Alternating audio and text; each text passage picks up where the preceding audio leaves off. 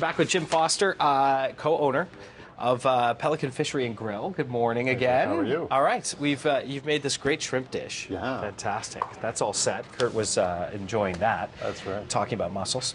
Yeah, it was hard to get him onto the shrimp. Yeah, you know, he's been fixated.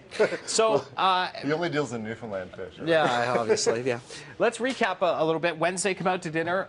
Just make a reservation. Yeah, there's 40 restaurants that are doing it around town. Great restaurants and lots of independents, lots of chain restaurants. It's a great opportunity because you know everyone's always bombarded with hey, donate, do this. But this really, you're just going out for dinner. No one's going to bog you, and we do the work. And you could even say, you know, it's an excuse to go out, right? Exactly. I have to go out. I have to go out and eat delicious food. Exactly. Because I'm helping out. Exactly. So now we've got on the go a bouillabaisse. Yeah. This is a great dish that. You know, there's a real advantage. Our place is a fish store and a restaurant. And the advantage of that is that we have so much product going through the place. It's amazing. The store is very busy, and when you make a bouillabaisse, it's like a fisherman's dish, like something that Kurt's dad or grandfather would have made. Delicious. So we take items that we've cut during the day. Like if we're cutting grouper, there's pieces that aren't perfect, so that goes in the bouillabaisse. And then clams and mussels and halibut also. So is that what you have in here? Do I see salmon as well? There's a little bit of Atlantic salmon from Black Starboard, New Brunswick. There's Pacific halibut. Okay. Then we've got some groupers actually in there and a little bit of monkfish as well. Wow. And what we do to, what really makes the flavor of a bouillabaisse is the base. Okay. The bouillabaisse. I sound like a rapper or something. Yeah, right. But we use a fish stock. Obviously, we make fish stock every day. And then we build that up with saffron, and there's roasted fennel in there as well. Of course, garlic, and a little bit of tomato. I saw an orange peel in there, I swear. Yeah. That's sort of a lighter thing that Chef Rob has brought to it.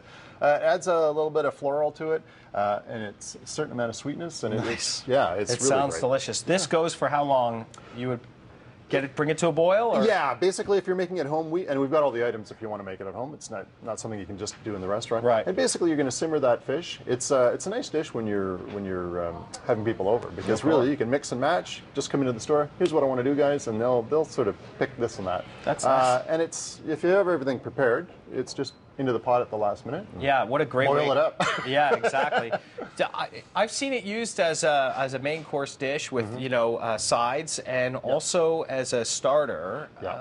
But that's a hearty starter, so you better have a smaller dish for seconds, right? It is, and you know what? Bouillabaisse is one of those. It's kind of like lobster. Like you usually need a clothing change after. So. Right, exactly. Well, the funny thing is that it's you don't want to call it, it's a bouillabaisse, but you feel like you're eating soup, but you're getting full, and it's an amazing experience. Delicious. And one of the things that really adds to that is the roux. We use a red pepper roux that we make in house, and that's got a bit more saffron, some roasted red peppers, and a homemade mayonnaise. And that on I actually forgot the toasted bread, but a toast point with that on top. And the nice thing about that is depending on how spicy it is, you can kind of lay in the heat. We're on the go. It's starting to boil. Okay, so what's the next step? Let's say it's all ready. We're almost done there. Yeah. We're just going to move it around. So basically, that's it. Okay. Shells we can use if we want. I made a shell-less one today. But the other thing, when you're going to make it at home, it's really fun to basically go into the fish store and say, hey guys, what's fresh today? Because that makes it a lot more exciting. Yeah, of course. And realistic. And when it comes to a bouillabaisse, you're not going to eat it if you don't like seafood, so there's probably not much fish that you don't like. Not a lot of meat bouillabaisses. Right. You could do lamb. Exactly.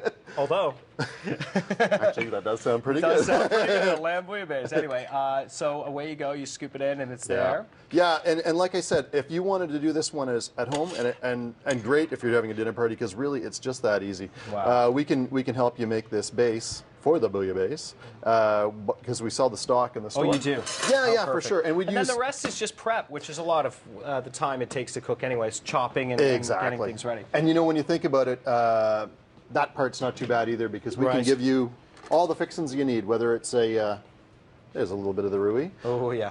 And then? And the greens. Very nice. And that's about it. So it'd be that simple to do at home as well. Just a little bit of the broth. Oh. Yeah, the saffron. The fennel's really nice. Oh, Fennel and orange nice are a pretty great mix. Yeah. Oh, I can taste the orange, and it comes late in the tasting. Exactly. Oh, it's delicious. Yeah. Got to check that out. Pelican Fishery and Grill. Go on Wednesday. Why not? It's a good idea. Yeah. Support a great cause. and the Bruce House's Snowy Owl AIDS Foundation. All you have to do is go out to dinner. It's that easy. And there's 40 different restaurants. 40 different restaurants as well. So if you can't get in ours, go somewhere else.